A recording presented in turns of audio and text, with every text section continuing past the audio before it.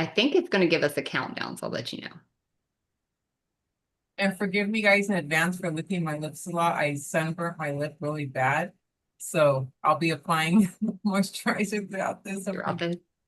All right, we are live. So we'll go ahead and get started. So I'm just going to do a quick introduction. Obviously, I'm Allie, founder of Level Up Score, and then we have Allie here. And Allie, I'm gonna let you just kind of talk about yourself for just a second, and then we'll dive in. Yeah, so my name's Allie. I've been in the credit space for 10 years this year. I've been actually doing credit and financing since I was 8 years old. And yes, that's a true story because my parents don't speak any English and I'm the only child. So yeah, thank you for having me here.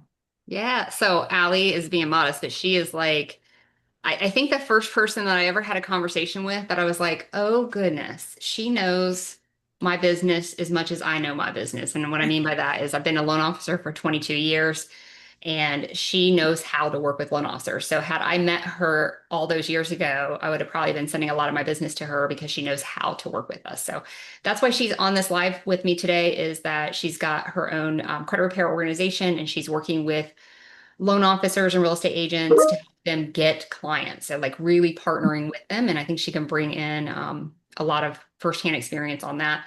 And of course, I think you guys know I've been in the credit repair space just as long as I've been a loan officer, just about. And I also had a credit repair business that serviced loan officers and real estate agents. So we're going to dive into how can we make that a referral gold mine for you guys. So the title of this class is Referral Goldmine, Building Real Relationships with Loan Officers and Realtors. So we're Allie and Allie, and today we're going to say some things that might make a few CROs a little bit uncomfortable. But I think that if you really listen to us, it may change the way you do business and hopefully also generate a lot more referrals for you from those loan officers and real estate agents that you're hoping to connect with. Okay. So, are you ready, I'm Allie? ready. Okay. So the first thing that I wanted to cover, and I'm going to go ahead, give me just a second. I'm going to share my screen because I want to cover some of those,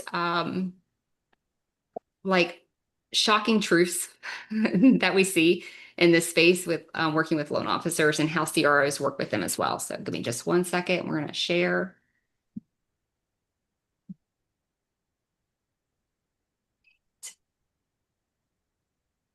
You. All right. Tell me if you guys can see my screen. We Yes. good? Those that are on? Awesome. I can see it. Okay, great. So here's our referral gold mine. And we're going to talk about some shocking truths of why loan officers and real estate agents don't like to refer to CROs. And the first one that I want to talk about, Allie, and we're going to spend about, what I say, like 10 minutes on this subject line so we can kind of keep it real. But we'll spend about 10 minutes on it. The first one is treating credit like a standalone service instead of part of the mortgage strategy. Do you mind talking a little bit about that? So one of the biggest things is that as a CRO, we want to be the hero, right?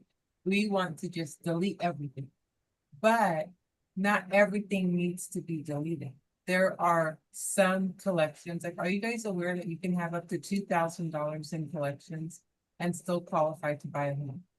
Like, it doesn't have to be a perfect credit profile. Some charge-offs can be more. That when it comes to a repo or things like that, they have to be dealt. So sometimes we just focus on, I want to keep the client paying longer and keeping them with me longer, but we don't really reach out to the lender and say, hey, what's your goal? Where does the client need to be in order to get them approved to buy a home? And not having those conversations stops us a lot with our lenders, because sometimes we do things that's a blessing to the client, but kind of hinders them in the home buying process. And maybe we delete some good payment history that was there. And we don't do it intentionally. And it's a good thing for the client because that account's gone, but now it took away history on the lender's side and it hurts them. So it's just things that we don't think about. We need to approach things not always from a, I want to delete everything, but from a, what do you need done in order for us to successfully get the client to become a homeowner?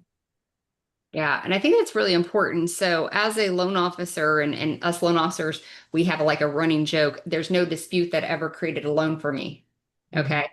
So, and that's a running joke. That's a lot of loan officers will say that joke to you because it's just a running joke. But what that means is that loan officers realize that disputes are not the key to getting a loan. So if the conversation you're having with the loan officer that you're trying to get referrals from, are saying you're saying, "Hey, I work as a CRO. I'm going to dispute the negative things off your client's credit reports so they can get a loan." They might not laugh while they're on the phone with you, but they're going to laugh when they get off because most often that's not what's going to help them get a loan. Number one. Number two, it can actually cause a problem with the loan file.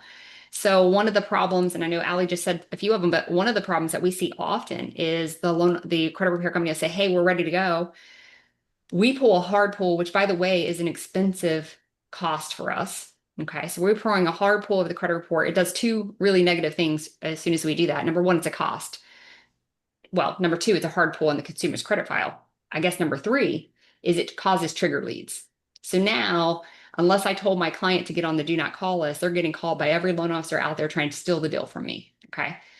And you told me they were ready. So I did that action so that we can move forward on the loan file. And then when I get the credit report open, I'm seeing dispute, dispute, dispute, dispute, dispute. Disputes on an unresolved account have to be removed. So if you guys aren't aware of this, if I remove that, if I then have the client call and get it removed, or the CRO is helping the client get it removed, that could then decrease that credit score and now they're not ready anymore. So I just incurred a fee. I created an issue for the client with a hard pull, like go on and on and on, and the client's not ready. That's going to put a bad taste in the loan officer's mouth, right? Because they did, you got them to do all this work that they didn't need to do, right? And now the client is back to this, anytime a client gets denied, there's a negative feeling that they feel towards that loan officer, whether they can admit it or not, right? So they got denied the first time, they referred them to you. You said they're ready, they got denied the second time. This is probably where the loan officer is going to lose the deal at this point in time because now this client's like, maybe I should go to a different loan officer who's going to give me a different result. So Yeah. you have to be really careful. But I love what Ali was talking about in this section too about treating credit like it's a treating credit like it's a standalone service. Is that we could delete something that should not be deleted. And I'll give you a really good example right now, and I've done it myself for a client. Student loan has lates. We're all getting trying to get lates off of student loans, right? Unfortunately, or fortunately, there's a really easy way to dispute a late on a student loan right now and get the account removed. Here's the problem though.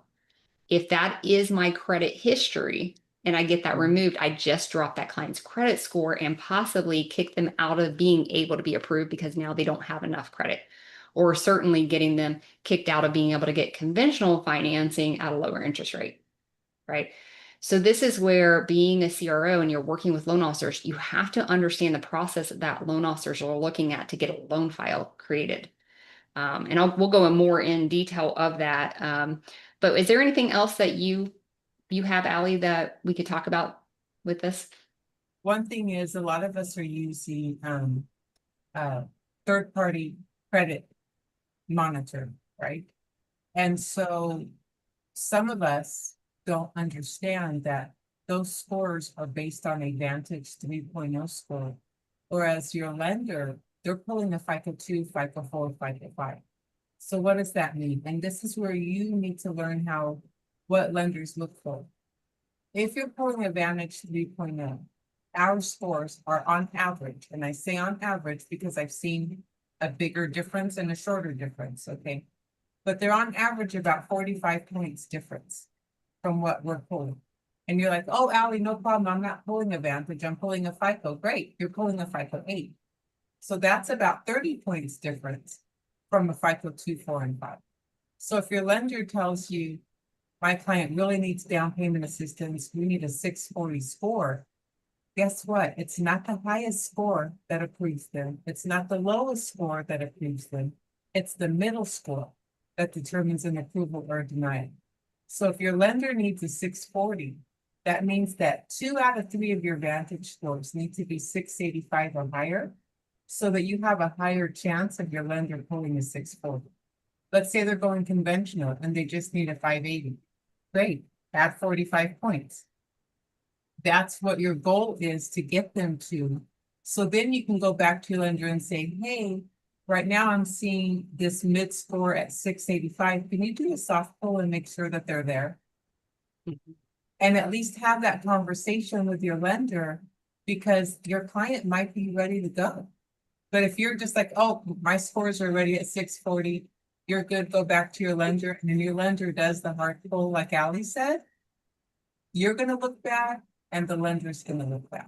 So protect yourselves. Yes. And that kind of segues into the next number two, which is going dark or poor communication or zero transparency. So I know when I first became a CRO, went through some training stuff that I learned, and a lot of it was about really not being transparent about what you're doing because you guys have this sauce and you don't want anybody to know your sauce, right?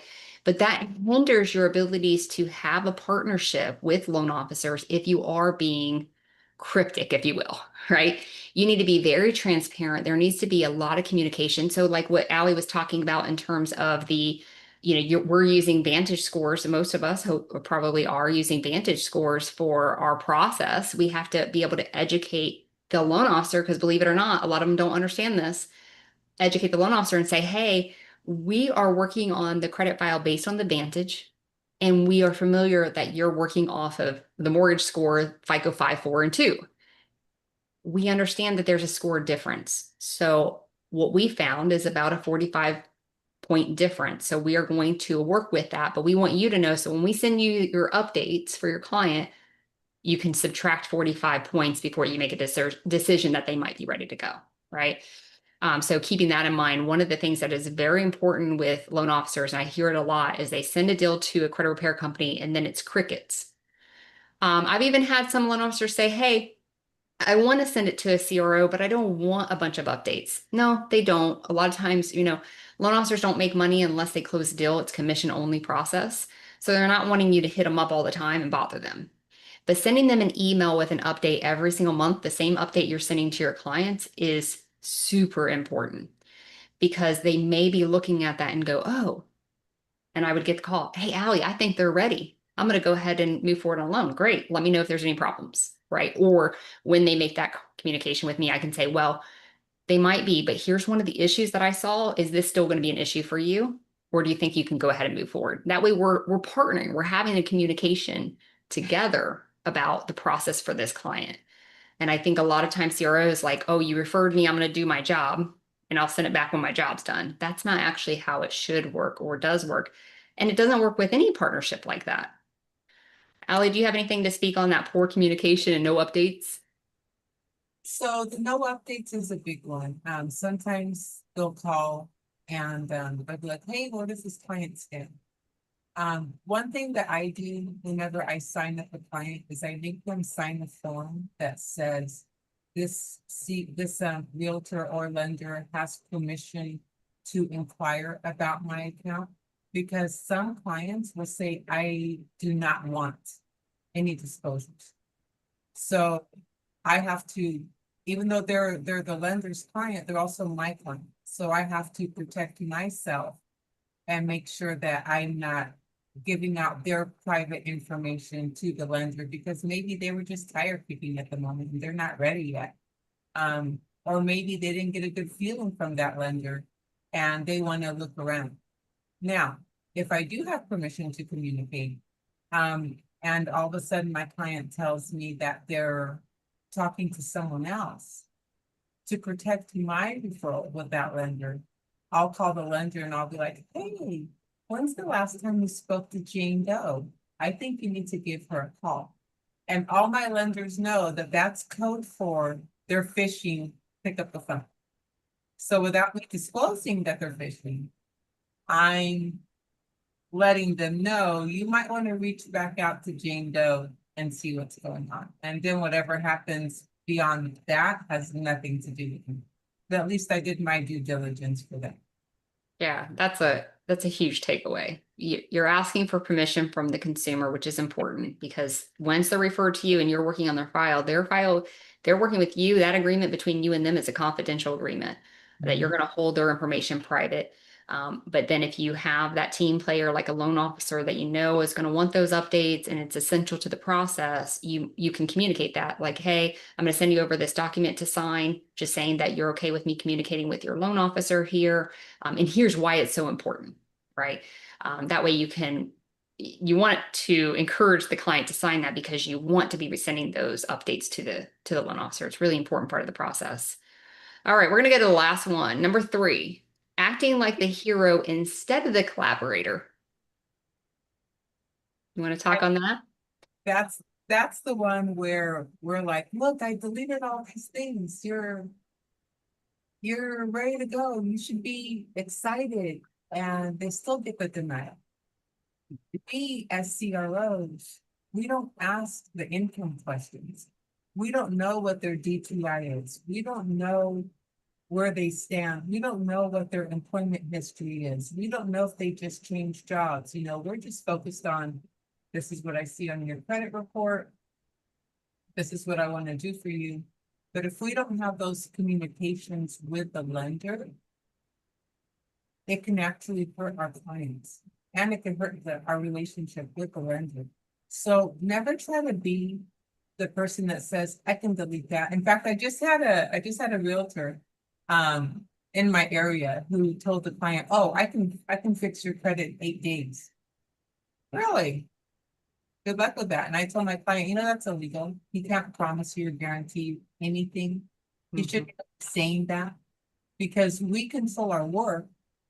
We don't control how the bureaus or how the creditors respond. So you need to understand that and be honest and be forthcoming with that kind of information. Because we have to be honest with the lender so that they can trust us to continue to send us business. Right. And I like to add to that just kind of what you said basically is a lot of credit repair companies want to be the hero and they take that referral and they're like, oh, or maybe it wasn't even a referral, but it was a deal you got, but they're working with a loan officer, right? Which is a great opportunity for you to capture that loan officer's business when you have a client that's already working with one, right? But what often I hear from CROs is they get that client in and the client says, oh, my loan officer said to do this, this, this. Oh, no, no, no, no. No, I know what we need to do. They don't know anything about credit. They're a loan officer. I know what we need to do. Just listen to what I got to say. A lot of CROs say that, right? So instead, you would be better off to collaborate with that loan officer because you want the loan officer essentially to be the hero. You're like Robin and the loan officer is Batman, right? You want them to be the hero because if you make them a hero and you put them on a pedestal, guess what? They're going to refer to you, right? So you should never want to be the hero, first of all. But then you would call that loan officer up or get permission to call that loan officer up and say, hey, I'm working with XYZ and I'm looking over the credit report. I have some great ideas on how we can improve the credit score, but I need your help to make sure we make this a loan for you. That's a different conversation. You're going to get some eyes perking up like, what? Because they might tell you, hey, I don't have any issues with the score. I don't have any issues with anything on the credit report. But you know what my one issue is? Maybe their name is wrong on the credit report, and that's going to cause an issue. Maybe it's I'm trying to think of like there's addresses, like a bunch of addresses on that. I don't know if you guys know, but if I have a pool credit report and there's a bunch of different name variations and addresses, I actually have to have the consumer write a letter of explanation for each one of those things, right? So even getting simple things like that removed helps alleviate those different additional documents that I have to get as a loan officer, right? But it may be that they say, you know what, I have no problem whatsoever with the credit report. What I do have a problem with is their debt to income ratios are off. All right. Now, if you guys aren't comfortable with that area, then you're not the person for that client. You might say, hey, I understand you don't have any issues with the client. I don't actually work on DTI, but what I can do is help to improve the credit score so they can get better interest rates, which could effectively help the DTI, right? I mean, that's something you can say. But I would encourage you, if you're working with loan officers, understand what I call the money game. And it's something I can teach you guys if you're interested. But the money game is looking at the credit report and how kind of out of the box thinking, how do we reduce the DTI, right? What can I do and help with the client? So here's a common one I do, for instance. Client comes in, 500 credit score, bunch of maxed out credit cards, right? We know the maxed out credit cards is probably the reason they have a 500 credit score. So we do all these little things to push the credit score up into the 600s. Now we're able to get them a personal loan, pay off all the credit card debt, their credit score jumps up, and I effectively decrease their DTI, right? So I win in a bunch of different ways. So just know that you need to collaborate with those loan officers. It's going to perk their eyes up. They're going to be like, whoa, I've never heard any CRO tell me what can I do to help you get a loan? And that might even they might be like, wait, you know what? I don't know. I'll get back to you on that. Because sometimes they don't know right away. They might run it through a DU service to give them some pointers and then shoot that back over to you. So that being said, you might even ask them, hey, did you run DO or DU on your client? If you did, do you mind sending me a copy of that? And if they have permission from the client to send that to you, you can start learning how to read those, right? So that you can help that loan officer. All right. We talked a lot on the shocking truths, but Yeah. I think these are really important ones. We're going to dive a little bit deeper into each of these, but our next topic is going to be, let me get my, I don't know why my thing changed my screen here. Do you guys still see my screen, right? Yes. Okay, it's not letting me change. I'm going to go back to here, my share screen. It's not letting me take off and get to the next slide. See, this is where I'm new to this whole live streaming thing, but we're going to figure it out. So give me just a second. Sometimes you can get the arrow. There we go. Can you see it now? Yes, we can. Okay. So yeah, it didn't have the error because I had it on a different screen. So I had to figure that out. Okay. So what real estate pros and loan officers say behind closed doors? So this is what they're talking about you about, guys. So you need to understand this so that you can help prevent this. So number one thing, Allie, that we hear a lot is they tank the deal trying to boost the score. Can you give an example of something that CRO does that may have tanked the deal while they were trying to boost the score? So I'm going to pick on installment debt. Let's say that you told the person, hey, go pay off this car and your score is going to go up. Well, the Which minute isn't true, by the way. um, Which isn't true. It I could help know, the DTI, but it's certainly not going to help the score. but Mhm. the minute you pay off the car, you just close that line of credit and you just ding the client about 50 points. So be careful with that. Instead, if they have a car, this is what I tell them. If you have a car loan and your DTI is affected and you have money, pay down your car to where you only owe 10 payments or less. Then the lender doesn't count those monthly payments against your DTI. Get the house. The minute you get keys to your home, that means loans funded, titles reported, everything's yours. Then pay off the car and take the 50-point hit. But don't do it beforehand. Oh, Allie, that's such great news. I'm glad that you said that. That is so very important. But how many clients have you guys heard that call you up and say, hey, I just paid off my car loan, so my score is going to go up? And you're like, ah, Yeah. no, it's not. Matter of fact, most likely it's going to drop. But yeah, that's really important. And I love that you brought out some guidelines. So, one of the things that I would encourage you to do if you really want to capitalize on the market of loan officers, which is where all the money is, by the way, you're going to have so many referrals, you don't know what to do with them. Trust me, that's my market, is to understand their guidelines. And so, what Allie just said, and again, impressed with you, Allie, on your expert knowledge. So Allie is not in the mortgage business. I just want to point this out. She's not in the mortgage business. She's never been a loan officer. But what she did is she has her niche is such that she is able to spend energy and time and understanding her niche so well that I'm telling you, I could probably go to Allie and talk to her about loans and we can have a conversation. And Yeah. I'm not talking about superficial conversation. I'm talking about a real loan officer conversation, right? That's super powerful. And so again, you guys have probably seen me talk a lot about having your niche and knowing what you're doing. If you do that, you know what to study and become an expert in, and then no one can touch you in that realm. But if you are a credit repair company that just takes all referrals, I'm sorry, you're not going to get any. And that's No. just how it works.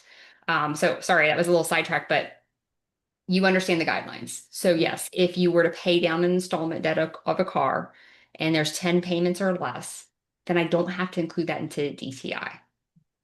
So that's really important. Another thing that I've seen is, and I don't see this as much anymore as it used to be, but when we're looking at a credit report for the mortgage credit scores, they work differently than if we're looking at FICO 8 or Vantage scores, okay? So a Vantage score, if I were to dispute a negative item that has reported in the most recent 2 years, or older than the most recent 2 years, or have them pay it without a removal, then it's not a big factor in my credit score as it is on the mortgage. So if I'm looking at the dates on the credit report, which you hopefully you understand the dates on the credit report very, very well. But if I'm looking at the dates on the credit report and the last reported date is over 2 years old, know that the mortgage credit report doesn't ding things very hard if they're over 2 years old. But anything that is inside of the 2 year window is a big deal. So you're going to be looking at that before you ever do a dispute. And if you have an account on the credit report that is last date of reporting 2 years or older, you don't touch that thing. There's not a payment that goes to that thing. There's not a dispute that goes to that thing. And so here's what I will tell you a story that a loan officer did because they thought they knew a lot about credit. So it goes both ways, guys. Loan officer has a client. He's got a bunch of medical debt. He tells the client because he heard of FICO 9. FICO 9 says if you pay medical debt, it no longer calculates in your score, right?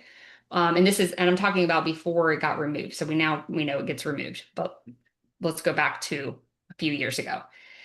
He tells the client, hey, go pay these medical collections off. And then once you get those paid off, let me know when they show up on your credit report, and then I can pull credit and I'll get you approved. It dropped his score 100 points when he paid those off. Because what the loan officer didn't know is that it updated in the most recent 2 years with a paid medical account, which it was older than that before. So now this guy wants to sue the loan officer for improper advice because now he can't get approved. Now he's 100 points away. So then the loan officer calls me and I panic. I need your help. I need your help. And I was able to get those off the credit report and save the day. But I just want you to know it's really important that you know what you're doing when you are disputing something or telling someone to pay something. You have to be able to look at those dates. I think it's so important. Now, medical today, tell them to pay it if they need to because it goes off. Now, I will tell you, and this is a little bit more deep dive, but we don't care about medical collections. So, but one thing that a myth goes around with loan officers and loan officers don't really understand sometimes is underlying guidelines, we don't care. You have medical debt, we absolutely don't care. It's not going to keep you from buying a home. But it is a hard hit to the mortgage credit score. The same hard hit if you had you know, a utility collection versus a medical collection, they have the same scoring. So what that means is sometimes you have to educate the loan officer and say, hey, I'm going to suggest the client pay this medical bill because I know that will get this off the credit report and jump their mortgage credit score. And sometimes you have to educate the loan officer because the loan officer might say, we don't touch that. I need them to keep as much money in their pocket as they possibly can.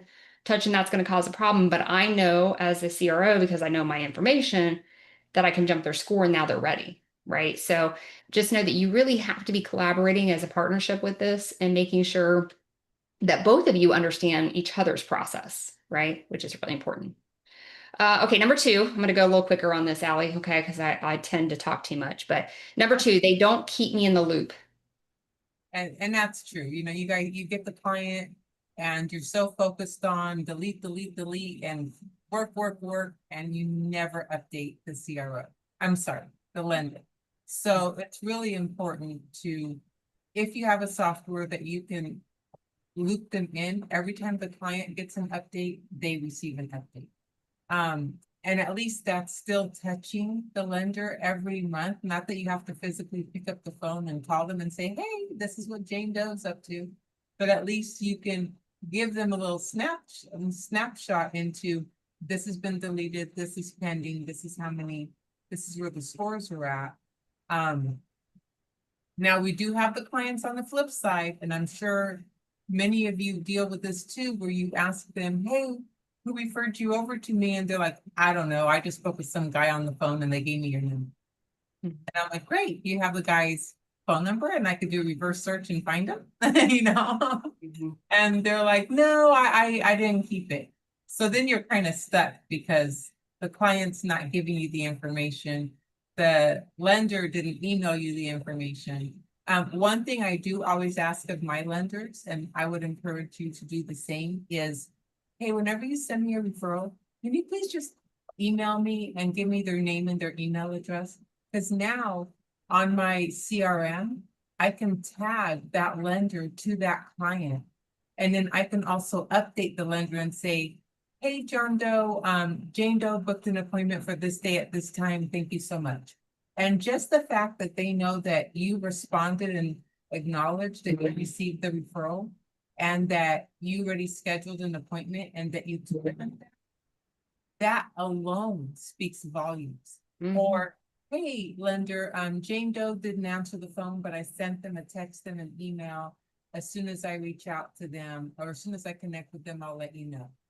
Then that also gives the lender an opportunity, if they want, because not all lenders are proactive, some are, some are not, to call the client and say, hey, Allie called from this company and they're trying to reach you. Can you please call them back? So it works both ways because the lender can also help you get in touch with that client, and it helps the client. It helps keep the communication with the lender. One Mhm. thing I do is I'll always respond with the client on the email, and I'll say, hey, John Doe, thank you for sending Jane Doe over. Please let Jane Doe know I'll be calling from this number. So that way, when that number pops up on their cell phone, they're not like, who's this? Is this a spam call? I already set the expectation that I'm going to be calling from this specific number. Yeah, I love that. And I love what you said about tagging them. I think this is really important. I'll give you a good example. I had a client that worked with me, started working with me over a year ago. And then as life progressed, they said, hey, I gotta turn this off. I can't buy a house right now. A parent got ill. They were dealing with that. Okay. So 6 months, a year later, they come back and they're like, hey, Allie, I'm ready to get working on this again. Everything's calmed down, blah, blah. So I immediately send the loan officer who initially referred. So we're talking a year later, right? But I know who initially referred. I sent a message, hey, guess who's back? They're ready to move forward. I'm working on it. I'll keep you updated. And then come back and I'm like, hey, they're ready to go. And I get these emails back from these loan officers. And this happens a lot. They're like, if it was not for you, I don't know what I would be doing in business right now. Because I kept their pipeline moving because even if a client didn't get done in a year and left us, they because I keep that contact, I have systems and campaigns in place that they don't have, by the way. These loan officers are horrible about it. I have it, so I'm their hero. I'm bringing the deal back to the table. And if you can do that type of thing, you're going to be, like I said, you're not going to know what to do with yourself. You're going to have to hire some people. I'm tell you that first of all. So don't be scared of hiring. But I love that you said tag them and remember who that client came from initially. Okay.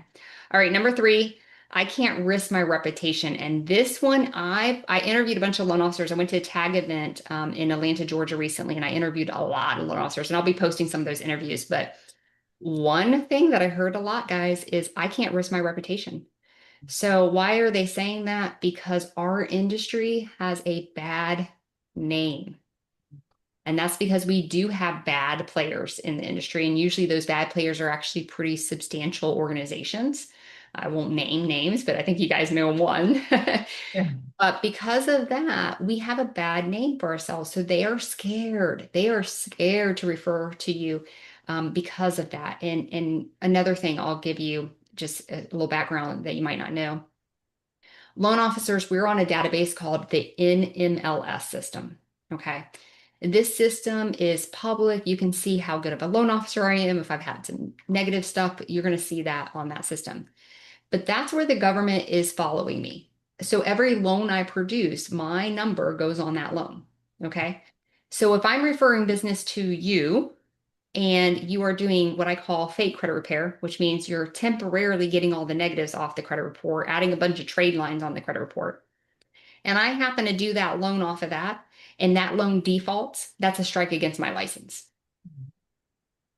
If I get too many strikes, I lose my license. And a lot of loan officers, that is the only thing they know. That's their livelihood. That's where they make their money, right? They don't have a side job. They don't have another opportunity on the other side of the table. This is what they know. This is what they love. They go through a lot of education to do what they do. And this is what they know. So if you are not helping them create good loans, you could possibly cause them not to be able to do loans anymore. So I want you to really think about that and digest that. So they know that too. They know. Most of them know, except the newbies, and they get in trouble all the time. But they know that their reputation is on the line when they're working with you. So you have to understand that and you have to position yourself as a partner, not this, I'm just going to delete everything off the credit report type of CRO. Do you Right. want to talk any on that one? So another thing with I can't risk my reputation is a lot of them have dealt with, and I know that none of you on here do this, but those fake identity thefts. No, this credit Oh, sweeps. oh yeah, credit sweeps. Mhm. Um, just doing authorized users. Okay. Do you know that when you buy a home, if you're only an authorized user, the lenders won't even look at you because you haven't established your own credit profile? So if you're doing trade lines and all they have are authorized user accounts, they can't even qualify to buy a home because there's no proof of how they pay their own debt. They're going off of someone else's credit. Yeah. So keep that in mind. They have to establish their own credit. So a lot of things with I can't risk my reputation is because there are some, as Ali said, bad players in the game. Mhm. These bad players are doing things that they shouldn't do. Also, I'm going to give you another example. We all know that inquiries stay on your credit report 2 years. They affect your scores for 1 year, but they stay on there for 2 years. I had a client come to me one time and was like, Allie, how much would you charge me to delete my inquiries? And I looked and I said, did you speak to anyone else before you came and saw me? And they go, yeah. I said, how much do they quote you? And he goes, they quoted me 1,200. I said, please keep your money. And he goes, why? I said, because in 2 months, all of these are going to fall off anyway. So why would you gift someone $1,200 for doing nothing? They're Mhm. just going to sit on your file and wait 2 months and everything's going to fall off. Which is a really good segue with this because if you are doing things like that and you know you've looked at it and you're charging this client a big fee and you know in 2 months it's going to be off and it's the same 2 months that it's going to take you to get it off, right? Mhm. If you're doing things like that on purpose, you will get caught by Yeah. either the loan officer will become aware of it or the client themselves. And that's again when you say can't risk my reputation. And it goes along with the whole communication. You got poor communication, that's ruining the loan officer's reputation. I always say if I refer to you, you're an extension of me. So just think about that. If I'm a loan officer and I'm referring to you, you're an extension of me. Guess who the client's going to call when they're mad at you? They're going to Mhm. call me, and then I have to deal with it. Yep. So you want to be aware that you don't want the loan officer to have to deal with any of that. And you need to, you need to do the job right. Don't try to make money off of someone just because you can, because they don't know any better. That's not the way to do business, right? Because if you do business really, really well, you become a valuable person in the marketplace and you will be known for that value, right? I think that's important. All right, number four, Oh, I they was contradict. Oh, go ahead. really quickly. Keep in mind, guys, not all money is good money. Not everyone needs credit repair. Some people just need to pay down debt. And if you're able to advise them on that and just get them to bring down, as Ali talked about earlier, bring down your balances, your scores are going to go up. You only have a $300 collection. That's not going to stop you from buying a home. Focus on paying down these balances that'll help you get to your home buying process faster. Your lender will love you for being honest with the client. And And it that, doesn't say that you don't do the other things, but focus on the things that are going to get them to their goal. exactly. I've had I've had loan officers say to me like, "Hey, Allie, I can do this deal, but I don't want, you to lose money." I'm like, "Hey, no, it's not about that. You're getting the deal, but if you're okay, I'll continue the process because the higher the score goes, the better the interest rates they get while they were looking for their home." And the loan officer's like, "Yeah, sure, because I partner with them, so they know I'm not going to do anything that's going to screw up the deal that they have now, Right. right?" But if you aren't sure that something you're going to do could screw up the deal that they've already got pre-approved for, then you need to not do that thing or have that conversation with the loan officer. So they contradict my advice. Mhm. So this is a big one. Now, have I been guilty of contradicting their advice? Yes, I have, but I will say it with love and I will always call them first. And I'm going back to the installment. I've had lenders say, go pay off this car so that I don't have to count this DTI against you.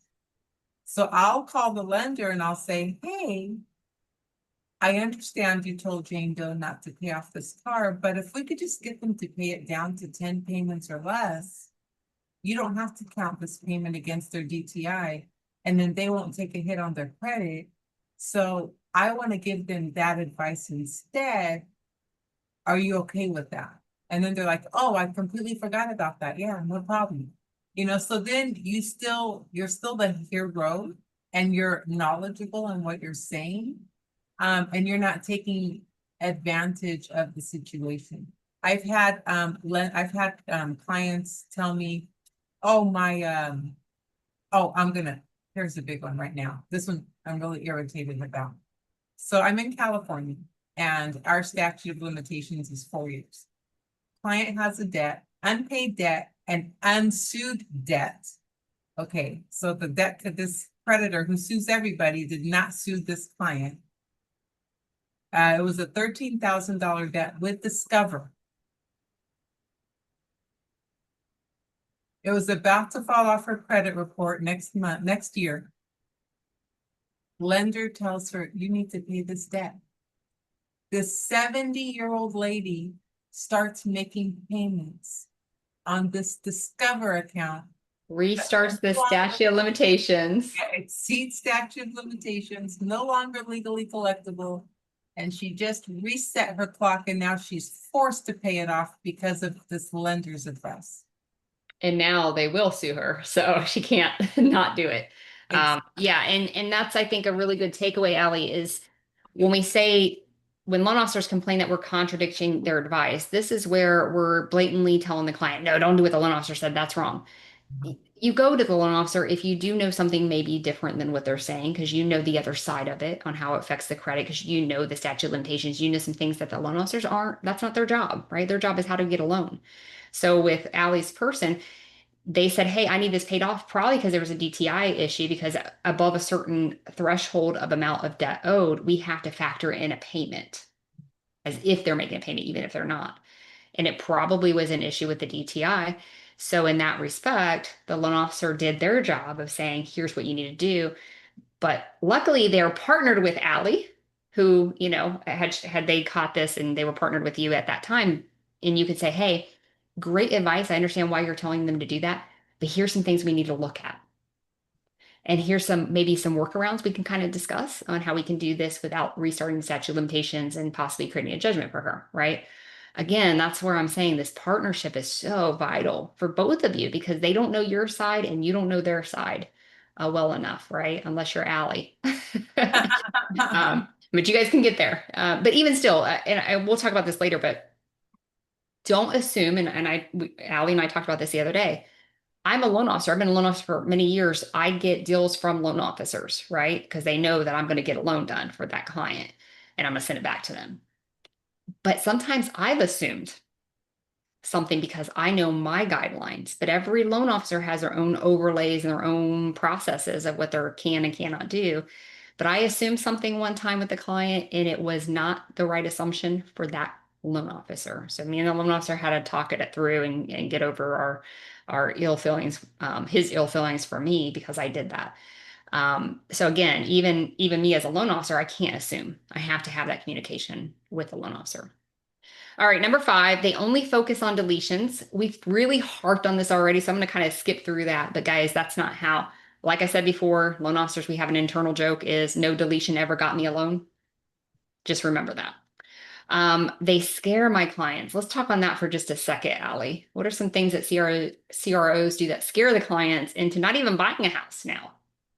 So one of the pet peeves I have, and maybe it's because I'm more hands-on, is when people have these 5-minute consultations and they're like, oh yeah, you have 10 derogatories on your credit report. Yeah, we can fix that. It's only gonna be da-da-da per month or da-da-da upfront or da-da-da, whatever you guys charge. And they don't sit there and truly educate the client on this is what you have control over. This is what I can work on. These are the things that are going to help you get to your loan and come up with a game plan. Or some people, and I just heard this the other day, which I was shocked, are charging like 3 grand, 6 grand to fix the credit, and the client only has like $2,000 in collections. It's like, make it make sense. That makes zero sense. So there's a lot of things that we're all team players.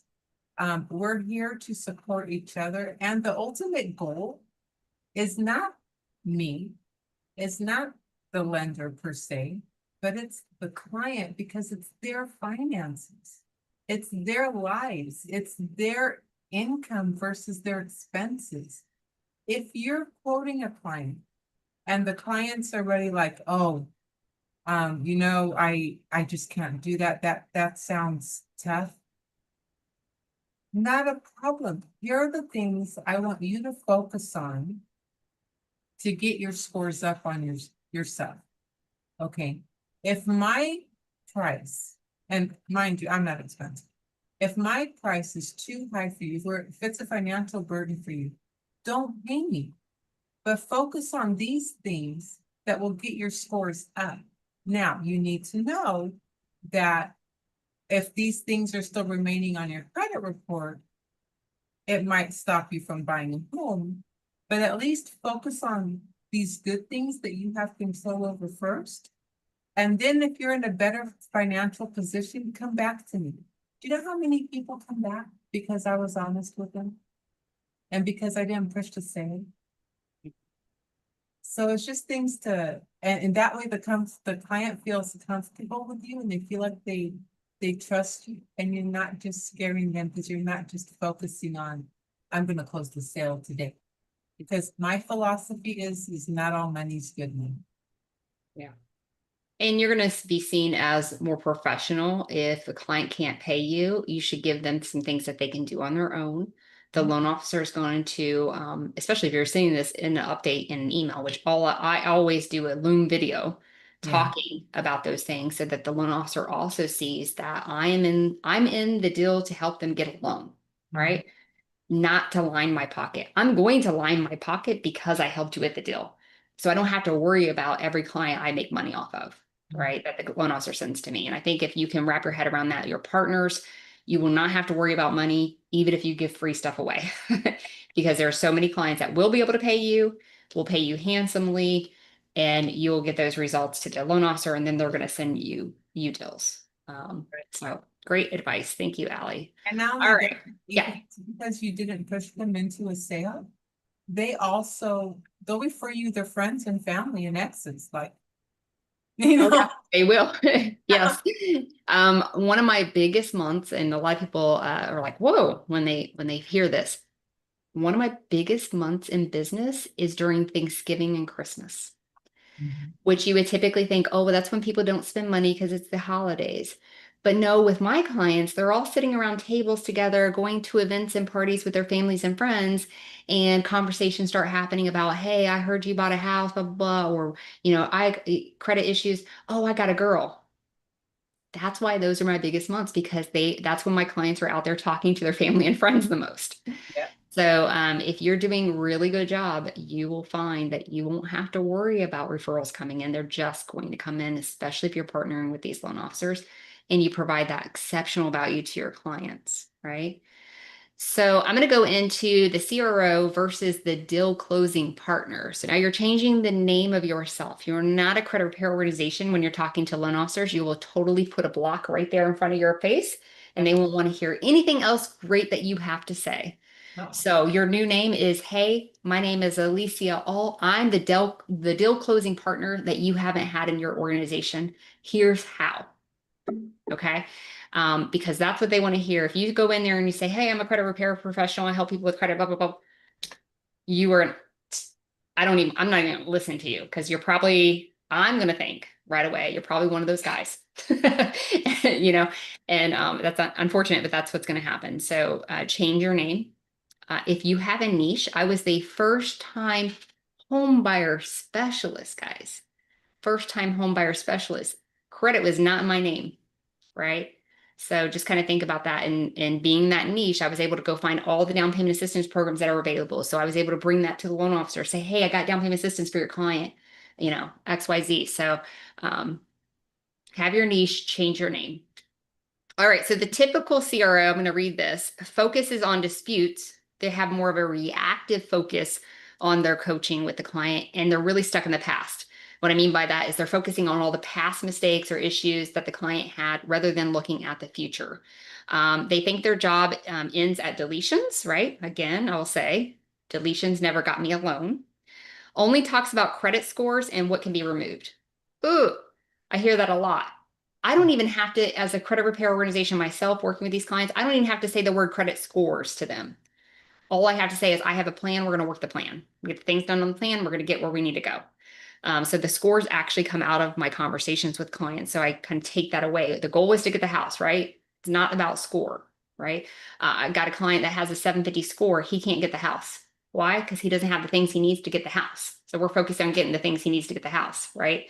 So again, score is not what's going to get the house. Doesn't understand lending guidelines or loan officer needs. Again, if you're going to get and you want to get referrals from these people, please educate yourself. There is something called YouTube University. It's free. It's a really great place. That's where a lot of loan officers go for their own training right before they take the test, right? So going to those sites, if you want to work with just VA people, there's a lot of loan officers going on and talking about VA loans. Communicates only when asked or not at all. That's that poor communication thing that typical CROs do. You don't want to be asked how the client's doing. If that question comes into play when you're working with loan officers, you've already done something wrong. Go back and fix the problem. They shouldn't have to ask you how the client's doing because you should be updating them on a regular basis. You use generic plans or you don't have plans at all. So a lot of you know about Level Up Score. It's specifically made for what you guys are talking. If you're here and you want to work with loan officers, Level Up Score was specifically made by a loan officer for CROs working with loan officers, right?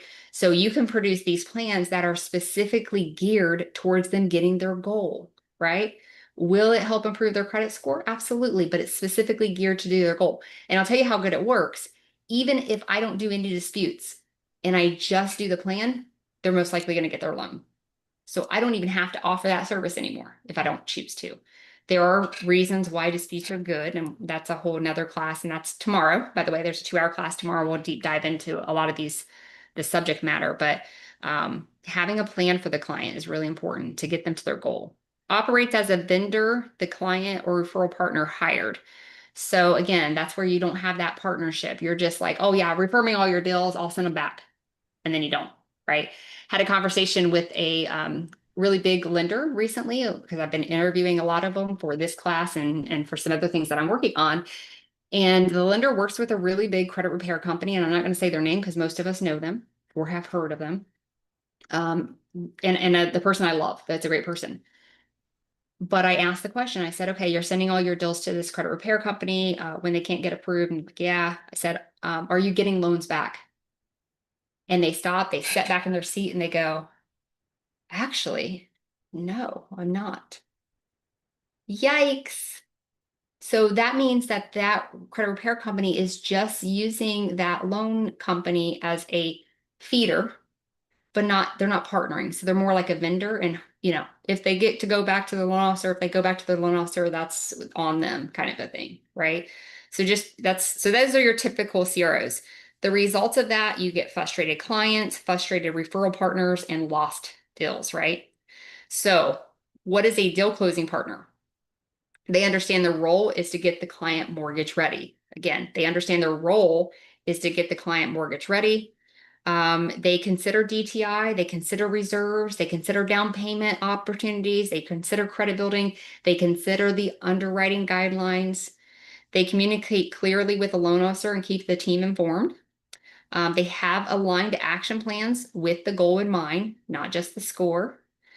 They set some realistic timeframes and expectations. Uses a process that makes the loan officer and realtor look good. So you have a process. You're not winging it. You have a process that is all geared towards making that loan officer and real estate agent looking good, right?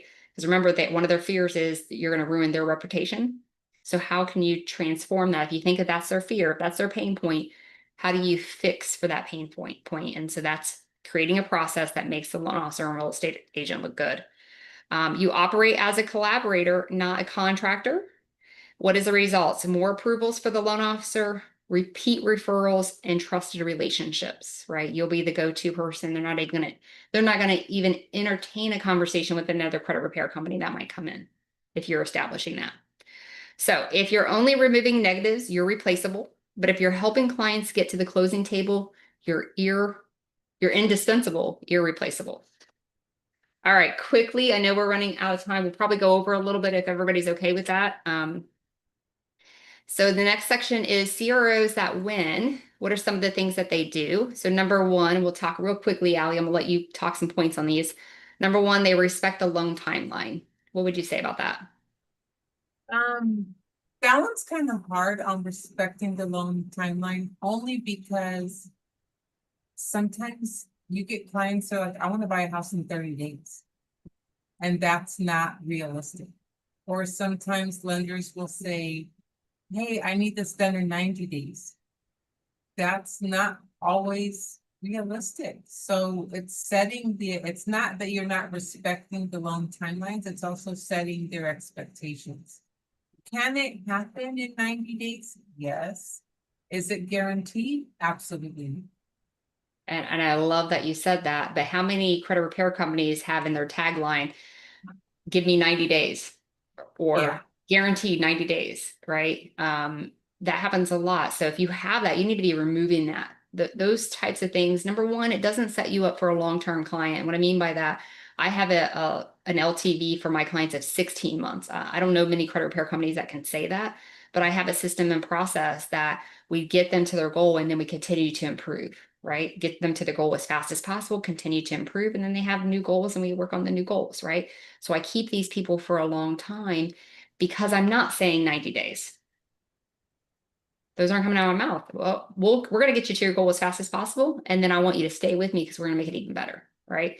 There's no time frame in terms of how fast that's going to happen. I think if you're doing that, that's a disservice. But yeah, so respecting their timelines, educating them when what they expect may not be possible or is absolutely not possible, like tomorrow. I mean, you guys have heard that, right? They think we have a magic wand. But if if they need something fast and we're saying, hey, I think this would be a pretty fast turnaround, understanding that they also have timelines if they're already in the process of the home buying situation, right? So sometimes we're outside of that. They haven't been approved. They haven't found the house, right? So we get to be in the front of that. But if we're in the middle of that and they're coming to us because there was an issue through underwriting, AKA there was a bunch of authorized users that had to be removed. So Ali was talking about that earlier. We have to remove authorized users all the time because it's not if we can't prove that you made payments on that, you can't be on the credit file, right?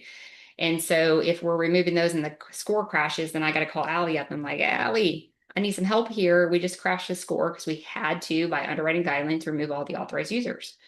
And so now Allie has an opportunity, but she knows the timeline. We're already got the home, the appraisal's been done, right? We're looking at 30 days, not meaning that Allie can do it in 30 days. She's going to be realistic. Hey, I'm going to work on this as fast as I can, but understanding that you're going to work on it as fast as you can. You're not trying to see if the client can pay you for the next 6 months, right? And I think that's really what I mean in respecting those timelines, right? We're not just dragging the client out just because we're getting paid monthly. And Okay. I want to add to that. So I want you guys to think about the reality. And I always set this reality in my lender's minds. It takes 6 months of not making a payment for an account to charge off. Then it takes 6 months for them to decide what debt collection agency they're going to sell it to. Then it takes about another 6 months before the letters start coming in the mail and the emails and everything. So you've had a year and a half to deal with this debt. And now you want it gone in 30 days. That's a good content post for social media, guys. She just gave you a great one. Yeah, that's a really good one. Yeah. It's not Uh, reality, you know? uh-huh. I remember back in the day, this is off the subject, but charge-offs used to happen in 3 months. But Mhm. I think what happened is the lenders were like, nah, these people are charging off in 3 months so they can get a settlement because once it's charged off, they'll start considering a settlement, right? But before they won't. They just want to get a settlement and then they're going to do it all over again. So they got smart on what people were doing to them. So they extended out 6 months and then another 6 months for collection. So I think that was pretty brilliant of them. You know But who will charge off in 3 months, especially if you have a high balance, is American Express. oh, will they? They still Oh, will? yeah. 3 months? Yeah. Yeah. Well, American Express is a whole different animal. Oh, yeah. And I love them. That's probably most of my credit cards are American Express. All right. So, CROs that win in this industry when we're working with loan officers communicate at key checkpoints with partners. So this means you're not sending a daily communication with an update of your client, nor do you usually have a daily communication. The key checkpoints is once a month, right? Was the update from each month. With Level Up Score, the action plans actually are change reports. So you can send that change report and it congratulates a consumer on the good things that they did, lets them know if a new negative thing popped up. So everyone's in the know of what's going on. So that's a really good way of giving out those key checkpoints. But other key checkpoints are, let's say the lender says, hey, I have a Sage report back. And the Sage report, which is your LexisNexis, says that the client has a judgment against them. This is a no-go. It has to be resolved. Now you have another thing that you can be checkpointing with the consumer and the loan officer on that you're working on that specific thing if you handle those things, right? So key checkpoints, things that are going to make or break the deal in your monthly updates are really important. Daily communication with the loan officer would be unacceptable to me. I am very busy. I'm doing loans. That's where I make money. I don't want to be communicating with you about the deals that I can't get done right now. Oh yeah, I want them when they can get done, but I don't make money to babysit that, right? And so just kind of keep that in mind. Think beyond score boost, align with home loan success. I think we kind of really harped on that. It really is not about that score, right, Allie? It's about some key metrics. In Level Up Score, one of the things that it'll tell a consumer to do is get a savings account. Well, we all know right now that a savings account does not affect the credit score, right? Hopefully, we all know that, but it is a financial health marker for the lender. So it needs to be on that plan because that's one thing that we have like this little checklist. We like you. The opposite checklist, we don't like you. We need more likes than we want don't likes. And one of the likes would be a savings account because a lot of people, quite honestly, don't have one. Right? Anything else you'd like to talk about on what CROs at Win do differently? Yes. CROs that win learn how to read tri-merged reports because Yeah. lenders are looking at tri-merged reports. You'd be surprised. And what I'm about to say, I'm not exaggerating in any way. How many lenders don't understand their own credit reports that they review every day? They're focusing on these are the scores and this is the debt.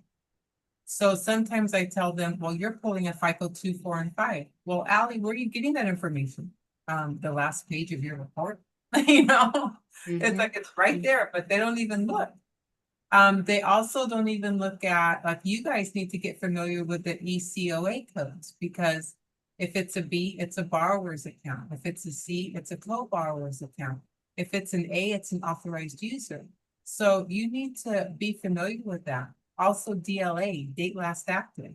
Your date last active will give you an indicator as to how old that account really is and if it falls within the statute of limitations in your state. So Right. sometimes you could do a quick credit review based on the tri-merge report. Just don't work off that report because that report is tri-merged. It's 3 reports merged into one. So all of those dates of last payment or 30-day late, 60-day late, and the dates that show on there, that's according to the most popular one that they merged together. It's not factual data dispersed between the 3 bureaus. It also will tell you if it's reporting on all 3 bureaus, on only 2, or only 1. And a lot of lenders, they don't understand what they're even looking at. They know how to do a loan, but they don't even know how to interpret their report. So if you can show up as the pro that understands their reports and understands what they're looking at, and you can mentor them on that, woo, game changer. Yes, and in my business, I teach real estate agents and loan officers. It's a CE class. They actually get qualified CEs because I got approved from the states. But I teach classes on that how to read their credit report because they don't. That's not their job. Their job is to understand it enough to figure out what makes or breaks the loan, right? But they don't understand the intricates. And please, guys, please, I pray you're not doing this. You're not using a tri-merge credit report to do your job. There's no way you can use a tri-merge credit report to do your job. If you remember what Allie just said, the merge data is the most popular data inputted into that trade line, not what each particular specific credit bureau is saying about that trade line, which could be varying differently.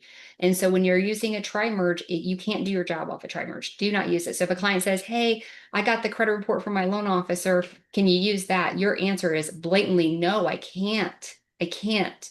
Why can't I? Because that information is merged. I actually have to see what each individual credit bureau is saying about you. So that same respect, don't use Credit Karma. I had someone just recently, a CRO, call me up and say, hey, I want to use Level Up Score, but I need you to have Credit Karma in there. I'm like, I will never have Credit Karma in there.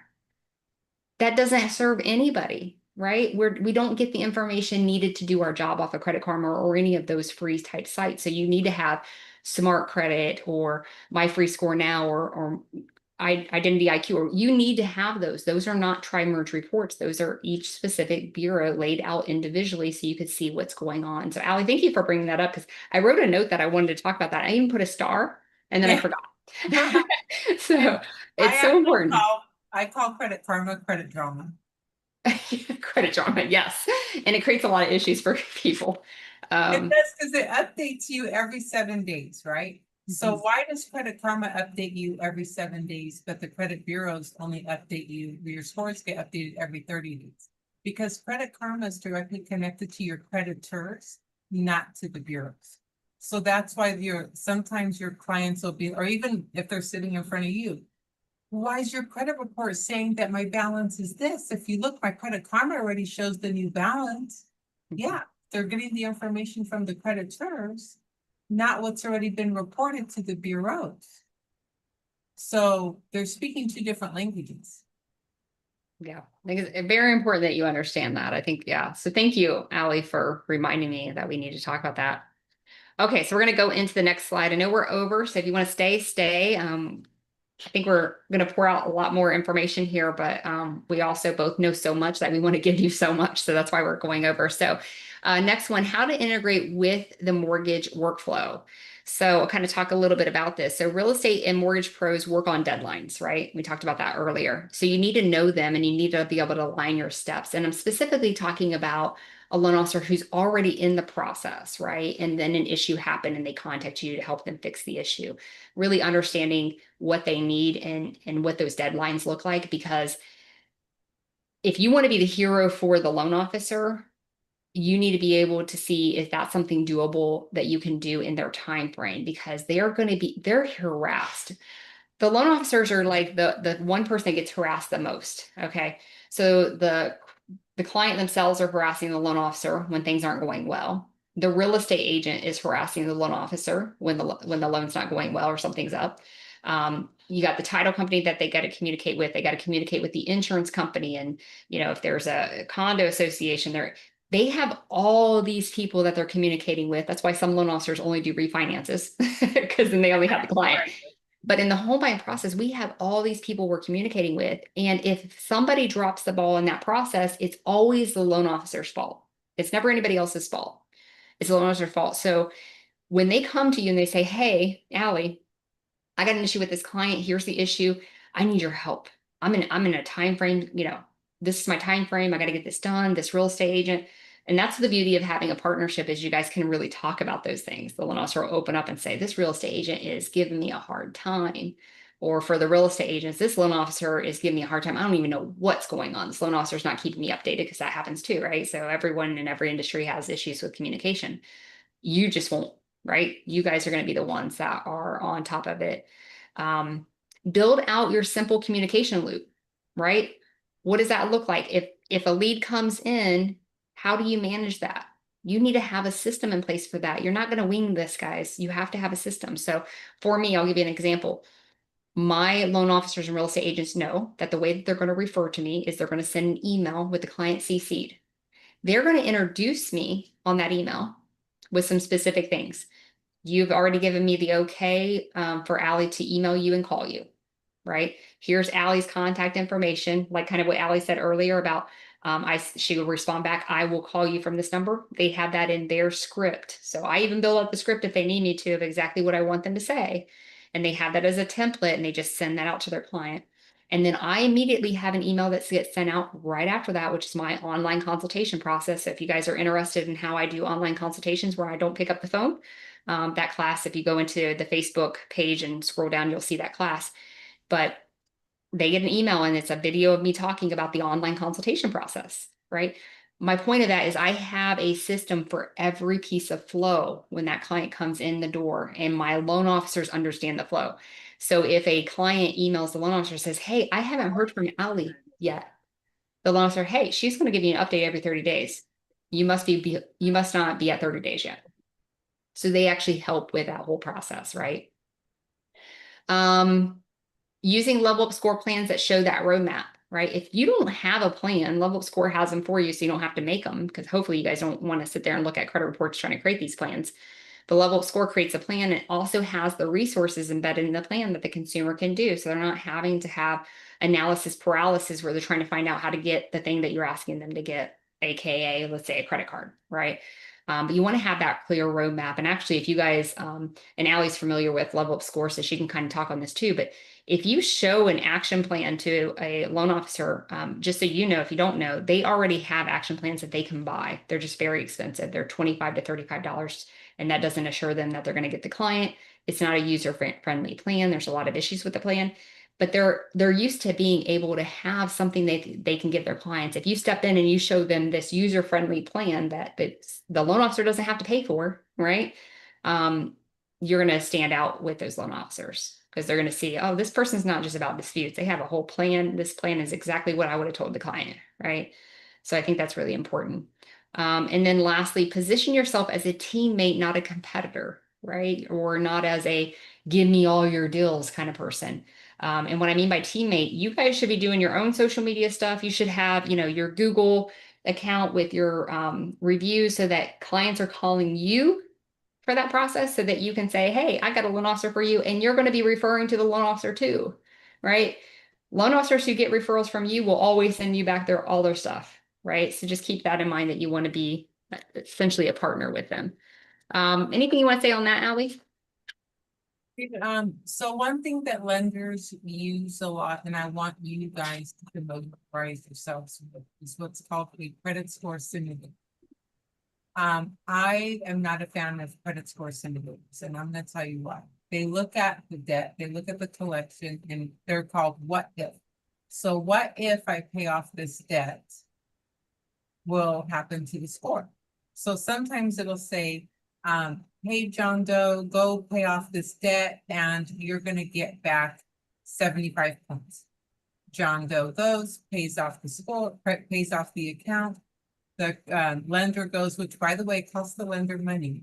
They go in and they do a rapid rescore, and John Doe got back 0 points. Now they just gifted away their down payment money and they paid off debt that they shouldn't have paid. Why? A simulator doesn't look at the age of the debt. And that's why it's called what if.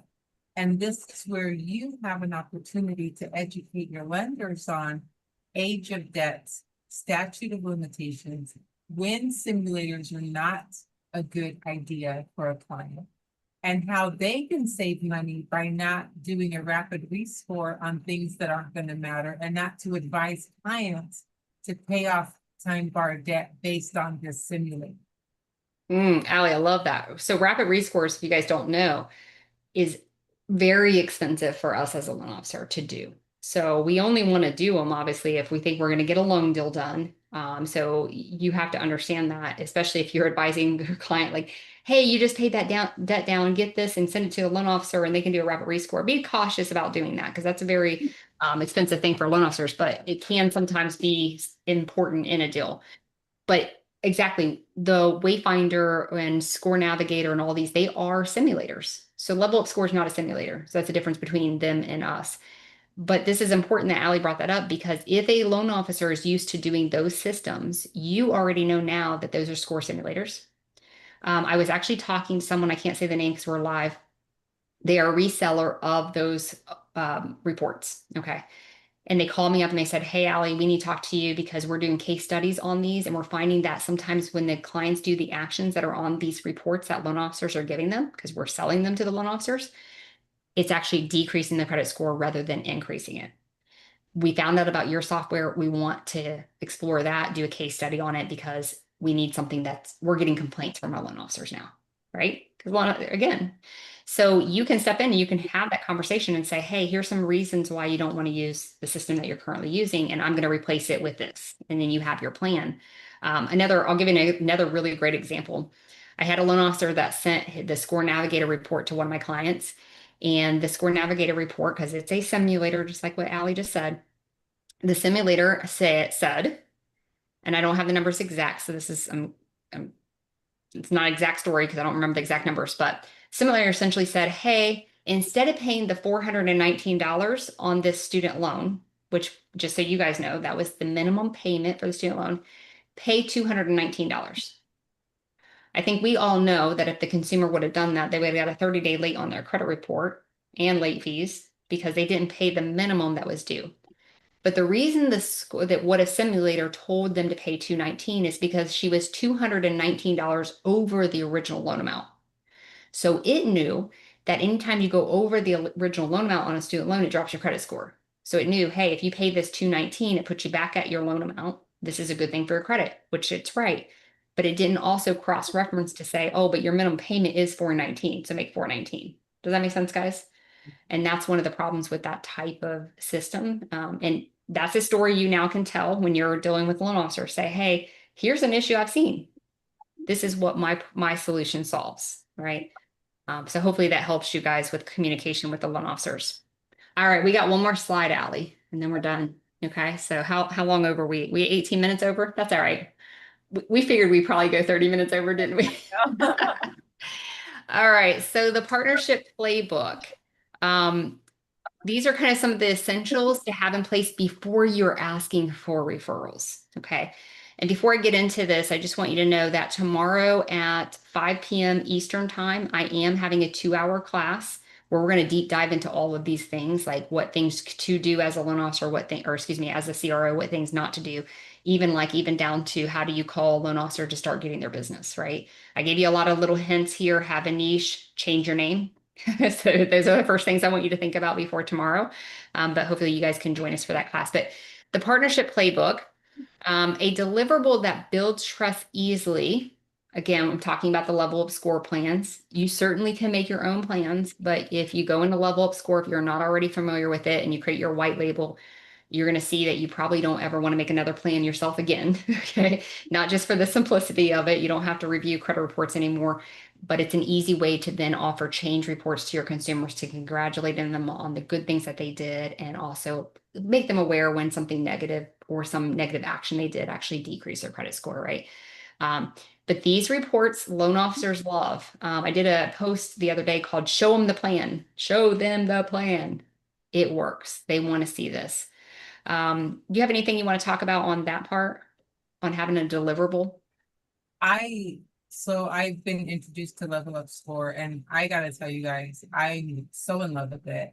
I'm someone who sits there every month and compares last month's report to this month's report and looks for the updates, and I manually email the client every single month and congratulate them or smack them on the hand when they do something wrong, you know. Mhm. And now, this is gonna save me so much time, energy, and payroll because I won't have to be paying my employees to sit there and write out a detailed email like we do every month, because this is gonna do it for us. So I'm really excited about it. So what do you say about the or the credit repair organizations who aren't doing plans?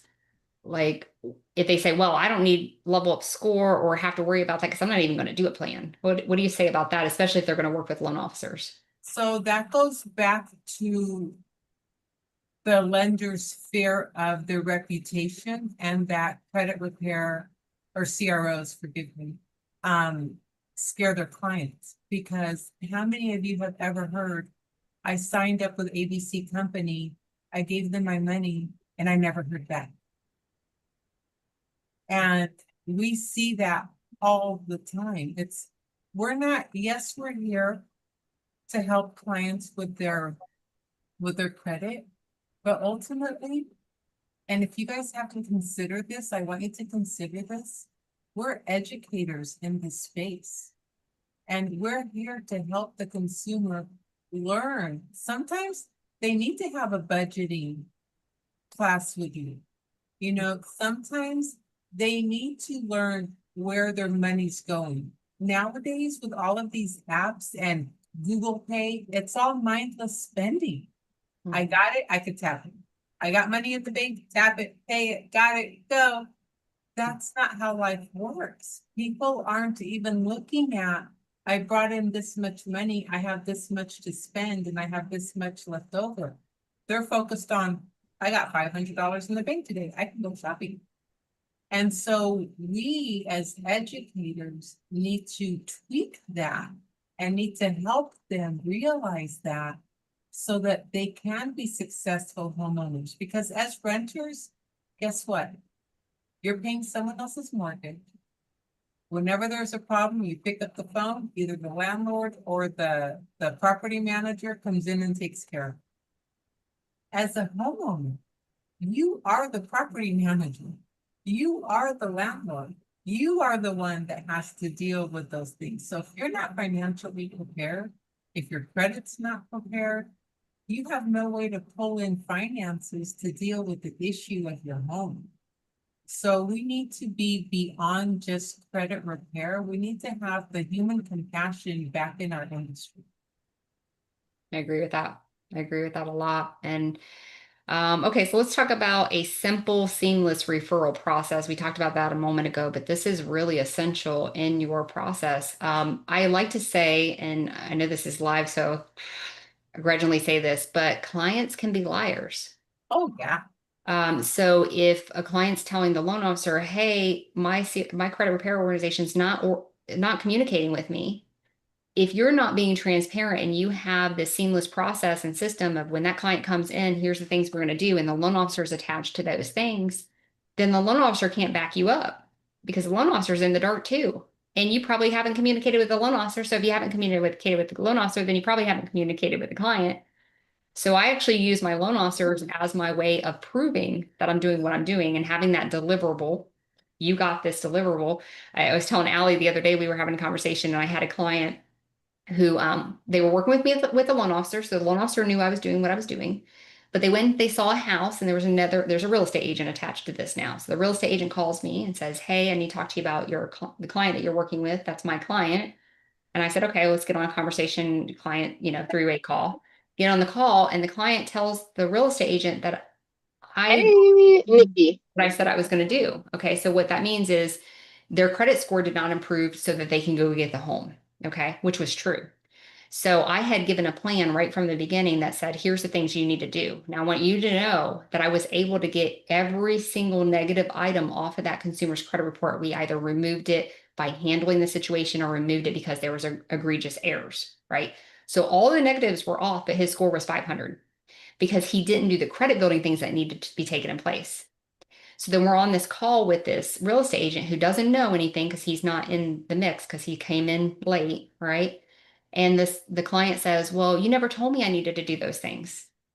Well, in Level Up Score, every plan you make is stored in there. So I was able to pull up that plan and say, "Here's the date that I sent that plan to you. And here's the update, and here's the reminder update, and here's the reminder update," right? And so it also builds out this process where you have essentially it's a compliance thing. You can say, "I did the thing that they paid me for," right? But if you're just doing disputes, it's very abstract in that they don't see what's going on with those disputes unless something gets removed, right? And a lot of times the credit bureaus aren't sending those updates. So then the client's calling you like, "Hey, I didn't get any update. You said you did these disputes, but I didn't get any updates," right? Or whatever that might be. So just keep that in mind. Having that seamless referral process is really important before, guys, these are things to do before you're asking for those referrals, right? Um, so make it easy for them to refer, don't make them guess. So you also have a system and you're telling the loan officer how you want that referral to come to you, right? Like I told you, my process. Everyone has a different process, and that's fine, but have a process that is you're just doing the same thing. That's also going to make your business simplified.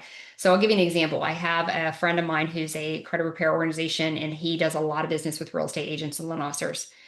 And he said, when I first got in business, I didn't tell them how they had to refer to me. So I got a Facebook message, I got a text message, I got a phone call, I got this, I got that. And he's like, and we couldn't keep up with it because we couldn't create a system out of all that mess. And then our communication was horrible because of that. So then he went back to those people and said, here's how we're going to do this, and here's why. I want to have a really good communication between all of us, and I don't want anything to fall through the cracks. If I'm getting it from here and here and here, things are falling through the cracks. And we know that. Simple processes scale, complex ones can't, right? So keep that in mind, having those systems and processes and having them polished. One thing I teach my group on Thursdays that come in is we talk about having a polished system. And what I mean by that is if someone's asking you a question, then that's a problem that you need to solve for, right? So if you get 5 questions from clients that always say, hey, when do I get my update? Then you have to think, my systems are not in place and such to keep them from asking me that question. So how can I avoid that question? And in my business, and I've grown my business from $0 to millions, that's what I have to look for in every business that I've ever started. And I've started a lot and sold a lot. We have to look and solve for the problem. If the question's asked, there's a problem in the system. So keep continuously polishing those systems. Okay. Anything on that you'd like to leave everybody with, Allie? Um, no, I agree. Everything needs to be simple. It needs to be professional. It's just respond. Just show that you care. Don't just be like, oh, I got a lead and run with it. It's the other person wants to know that you are taking care of their time. Yeah. Thank you for that, Allie. All right, so real talk. We had some stories that we talked about today, some ways that loan officers or real estate agents have burned some deals with loan officers. So remember those stories. If you have to go back and watch this replay to kind of write down some of those stories can be great content for you guys in your social media, but also great content when you're looking to build relationships with those loan officers that you can say, hey, I know you probably got burnt before. I've heard these stories before. Here's how I'm different, right? So knowing what their pain points are, and we've given you a lot of pain points that loan officers have. And I think one of the things you should also know is that loan officers they're not doing business like they were doing a couple years ago when interest rates were low. So they're struggling. You're going to look for a way to solve for that. And they get a lot of credit challenged people that they don't know what to do with, right? And they shouldn't. I hope they're not holding that person's hand, walking them through the credit process because number one, they don't know enough. Number two, they're using their time on something they shouldn't because they're a loan officer. So you need to solve for that for them to help build their clientele. I'm gonna skip that. All right, so step one this week, reach out to a loan officer, clean up your referral systems. And if you want help with that, join my class tomorrow. We'll talk a lot about that. We'll dive into it, give you some tools, some scripts, and some information on how you can be a better CRO for loan officers. But we want to thank you. So, Allie, thank you for being on here. I couldn't have done it without you. You're amazing. But she's a prime example of what I'm talking about in that she became an expert in loans, not because she's a loan officer, but because she works with loan officers. So if you guys have any questions, I'm sure Allie would entertain you a little bit as long as you don't ask her too many. I Don't have bog her down, but I have to uh, go get my hair did. So A quick question for Alicia, if you have a yeah, moment. yeah, sure. Hi, can you see me? I can.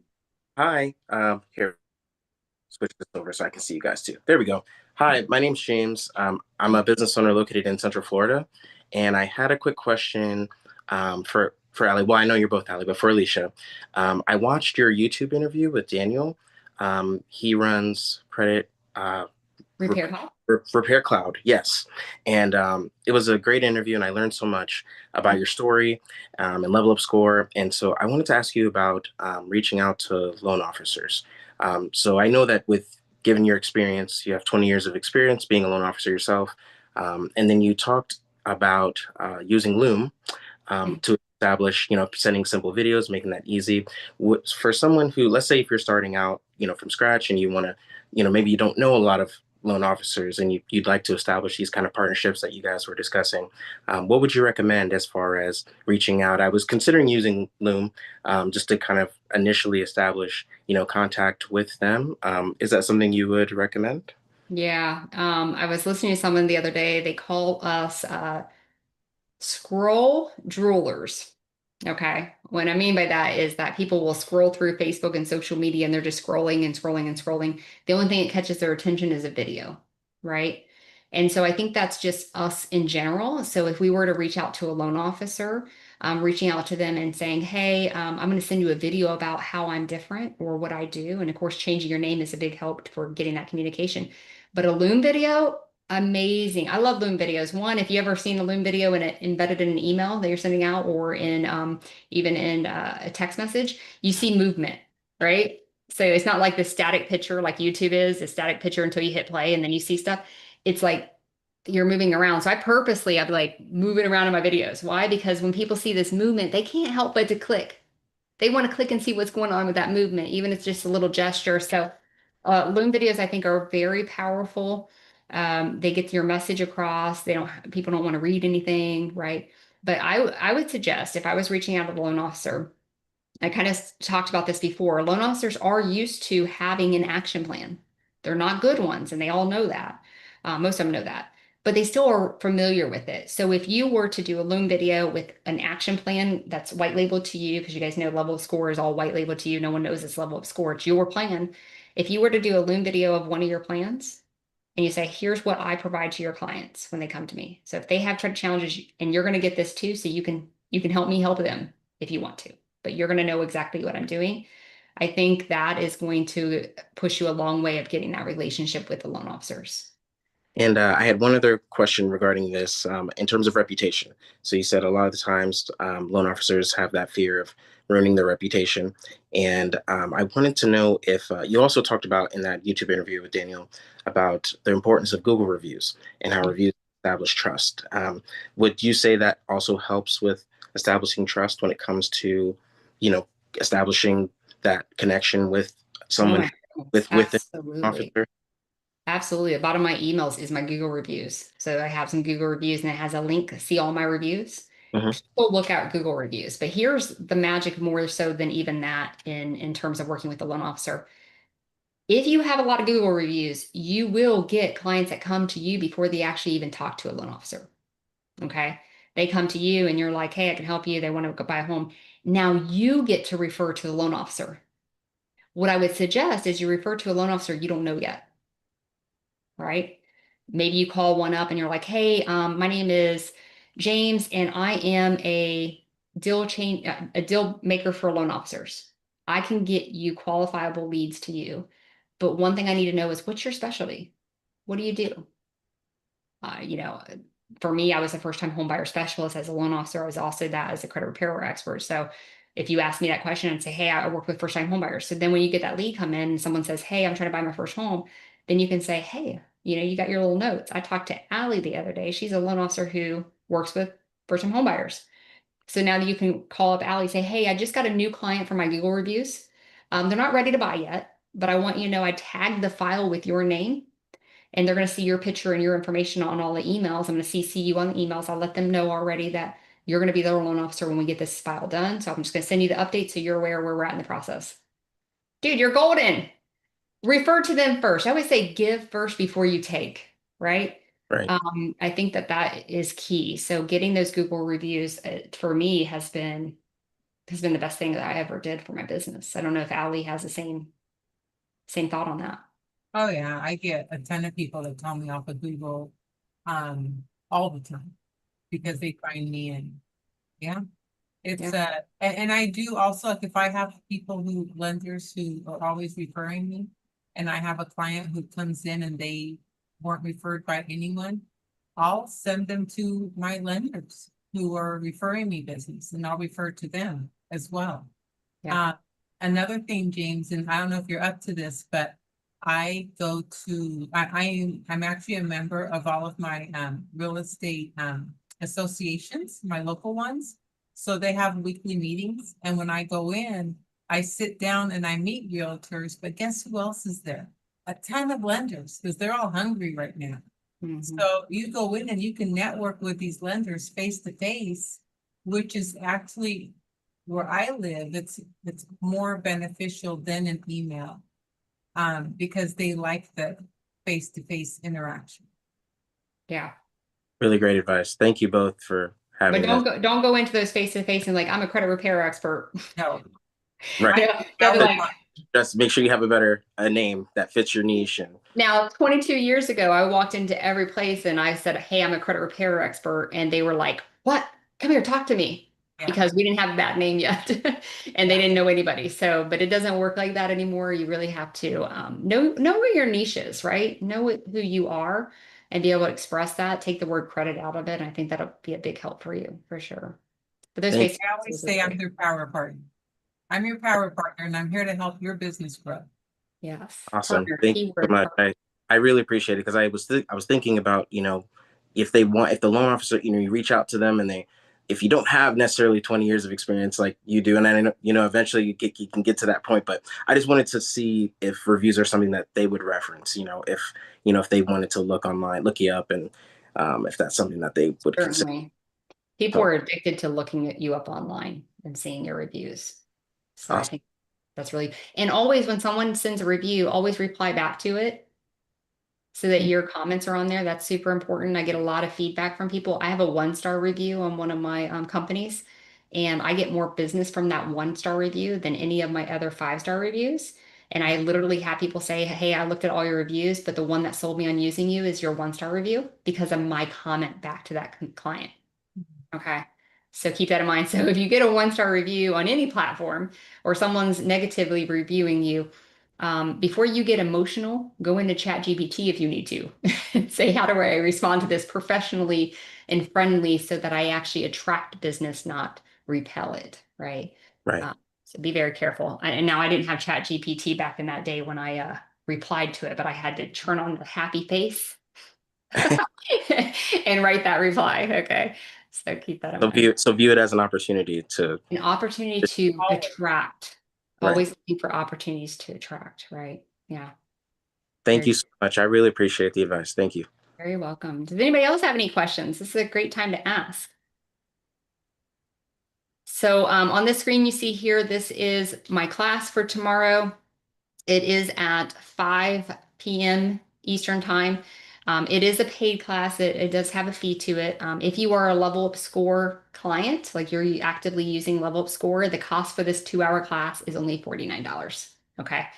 If you are not a Level Up Score active client, it's only $99. So what you get with that is you get the 2-hour class where we dive into a lot of the content that we talked about today, but I also give you a playbook that you can use. I actually send it to you right after you pay for the class. You'll get it before the class so that you have a place to actually write your notes and stuff.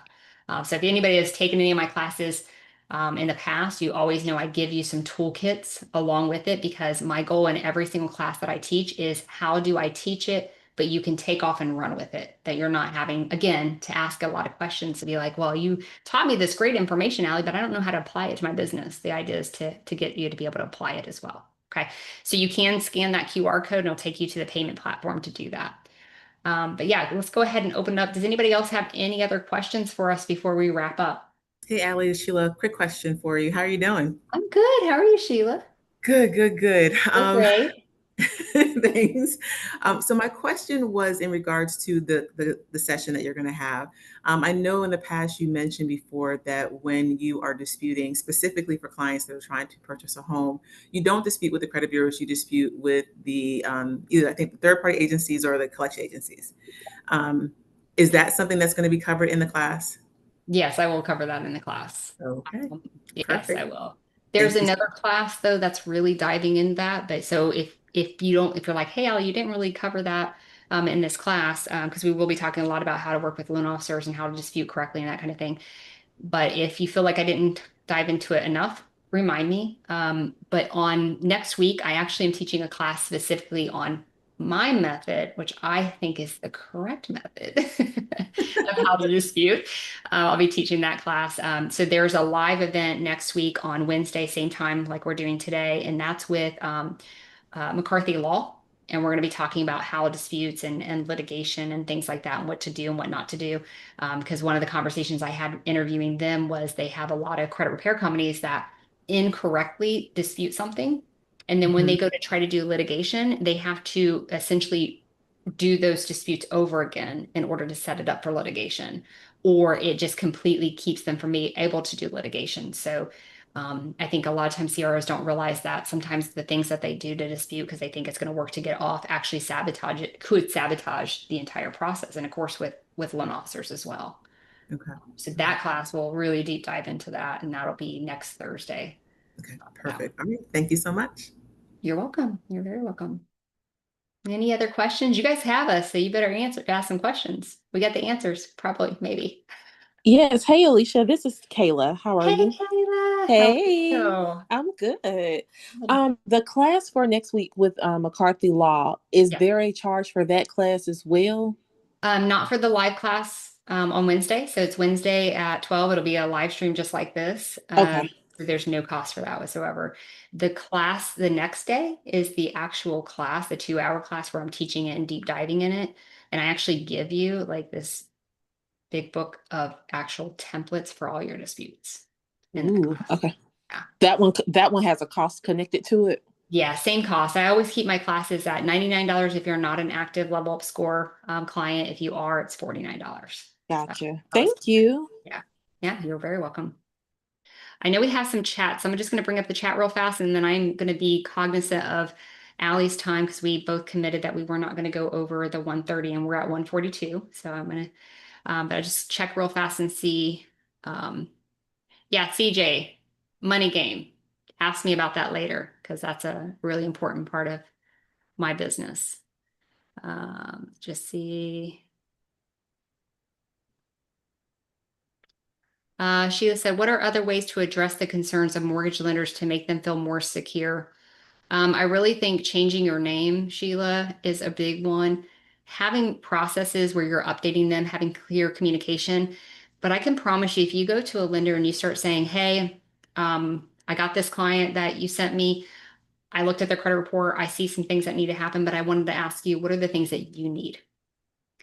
They haven't heard those questions before from a credit repair organization, because the credit repair organization typically wants to be the hero and they just know everything, right? So just, I think that would be a good way of proving your value.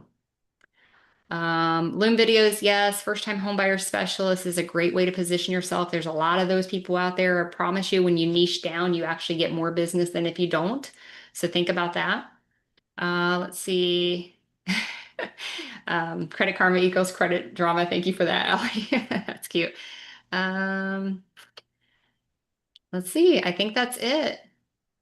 No plan equals planning to fail. Absolutely. So, Kayla, that was you.